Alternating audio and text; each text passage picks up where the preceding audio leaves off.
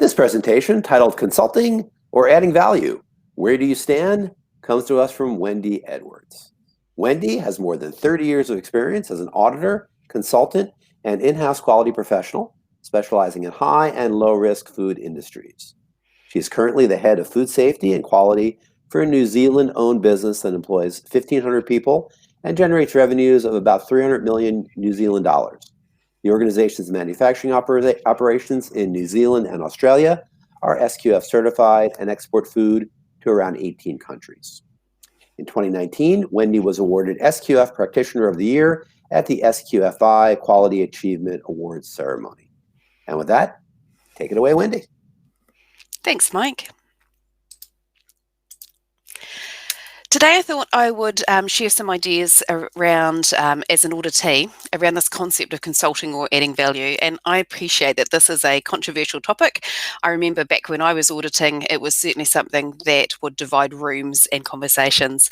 And so this is just my individual perspective. It's just a thought about where I'm standing at the moment. And I do absolutely understand that this can be quite an emotional and heated debate. And under any other circumstances, it would be a great topic to have a good debate, perhaps of a glass of wine at the end of a good meal.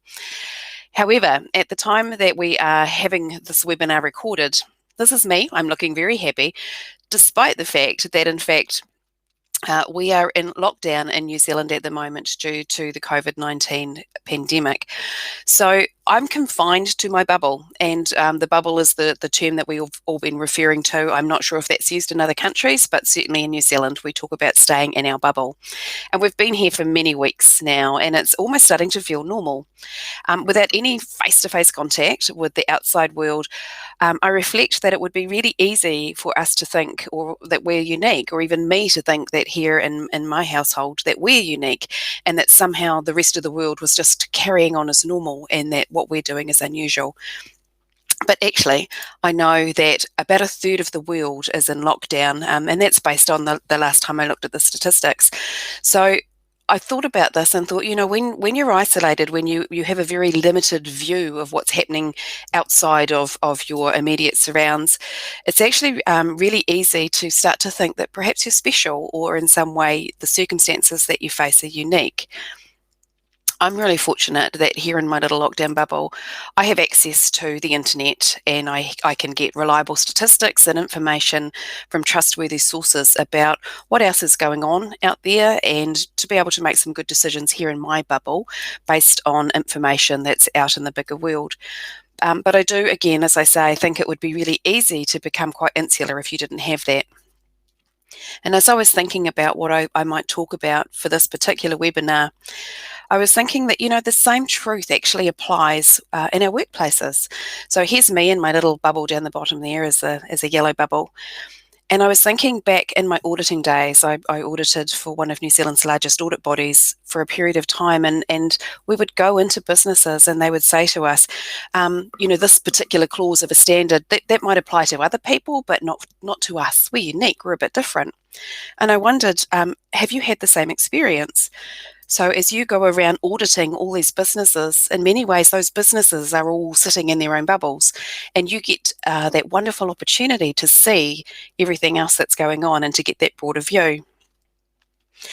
So thinking back around my time in previous roles, I realised that in our business, we would have many people from a huge variety of backgrounds, and that we all shared ideas and bounced off each other, and it would help us challenge our thinking, help us to understand there might be better ways of doing things, and it generally stopped us from becoming too insular. But actually, in my current role, there's just me, and I realised that it's actually quite challenging for me to know, am I doing something well? Is there a better way that I could do something? Now, obviously, there's networking. And networking is okay to a certain extent because, other people have those experiences. But what I find is that I'm confined by confidentiality. There's only a certain amount of understanding that we can exchange without actually being inside each other's bubbles. So it's helpful, but it's not as helpful as when you turn up. you, my auditor, you come inside my organisation, and you are the one person on the planet, actually, who has a really good understanding about what I'm trying to achieve.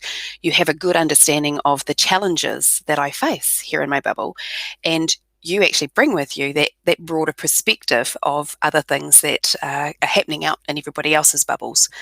So I absolutely appreciate that as my auditor, you have very strict protocols to follow in relation to consulting. And this is where this debate starts, is where is that line for an auditor? So I just want to pause there in my story and digress. Back in the olden days, when I was auditing, and yes, black and white, we know it's a long time ago. And yes, it was ISO 9002, 1987. That really is showing my age. But this was the height of certification when it first rolled out here in New Zealand. And at the time that it rolled out, I was working for this auditing body. It was ISO 9002. We didn't have all of the other standards. This was pretty much what everybody was working to. And there was a large organisation that little businesses in New Zealand supplied, and they insisted everybody had the certification. So in New Zealand, most of our businesses are sort of between 1 and 10 people. They're very small.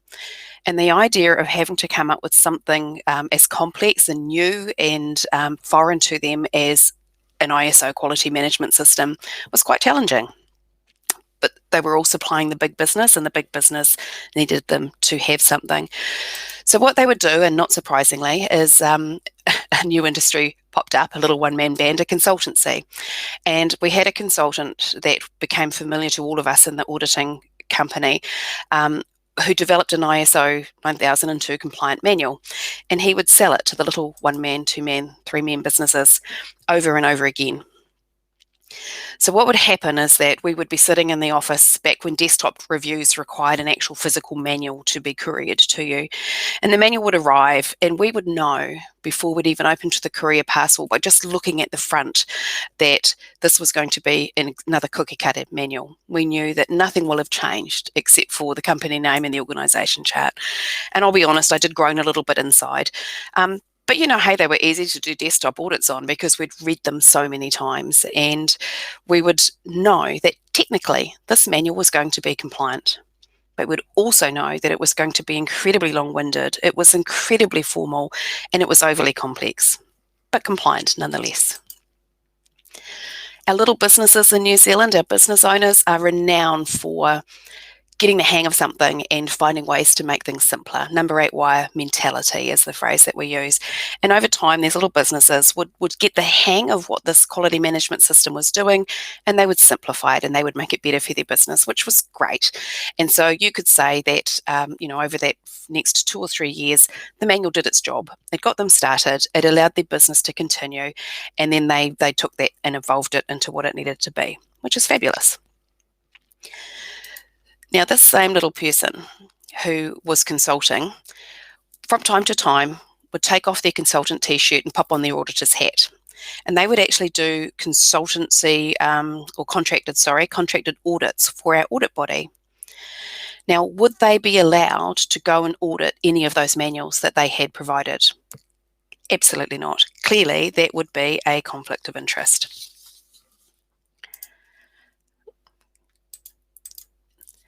In that case, the contractor or the consultant had exchanged money for services. And so the consultant cum auditor had a very, that was a conflict of interest as far as the manual goes. Money has changed hands. This is a classic case of consulting and therefore not being allowed to audit. But what if that contractor or that consultant had a friend working in his little bubble with him? And let's say that these two worked together. So their plan was that one would go out and sell the manual in exchange for money, and the other party would come and do the audit. Absolutely, that is a conflict of interest. That is still consulting, and that would be unacceptable. So I'm hoping at this point in our conversation that we're all aligned that this is not okay. This is clearly consulting. This is not providing advice, and it's not an okay situation. So absolutely, and I can just assure you before I move on that he never did audit any of his own work, and that conflict did not exist. So let's go back to today. So here I am again in my little business, a typical New Zealand business. And for the case, for the story, let's just say that I'm an average New Zealand business. So there's 5 of us. Me as the business owner, I have 4 staff and a little truck, and I'm just moving product from warehouse A to warehouse B. But I do need certification to my quality management system because of my large supply company that I supply. Obviously, being a little 5-man business, I don't have the skill set that's required, so I'm going to pay a consultant to get my manual, which is fabulous. So we're all with the story so far. And then the day comes that you turn up as my auditor. So this is where this consulting or adding value question comes in. So here you are, and you're my auditor. You understand my business really well. And we get to that particular process, and this could be internal auditing, this could be document control, but some sort of process that has been served to me by this very complex but technically compliant quality management system. And we get to audit it, and I share with you that I find this particular procedure onerous. I find it difficult. I find it time-consuming and overly complex. And as my auditor, when you're looking at the process that's been handed to me, you can't help but agree.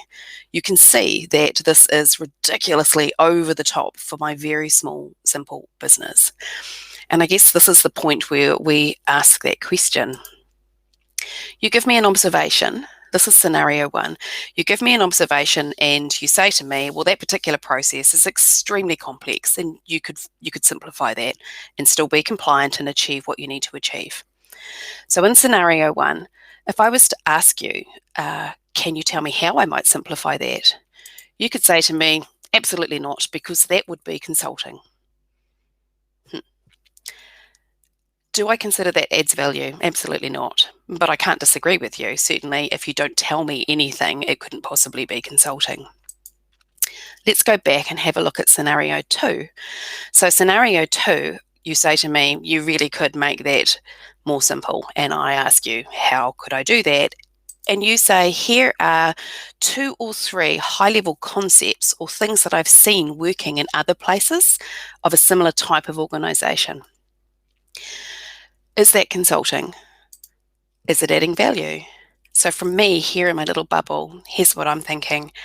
I'm thinking that as I consider the information you've given me, if there is no financial gain for you, if there was no confidentiality breach, if what you've explained to me is non-prescriptive and you don't mandate that I have to do it a particular way, and then somehow widens my perspective from outside my little bubble to consider things that I wasn't even aware of, you're bringing me that new way of thinking. Absolutely.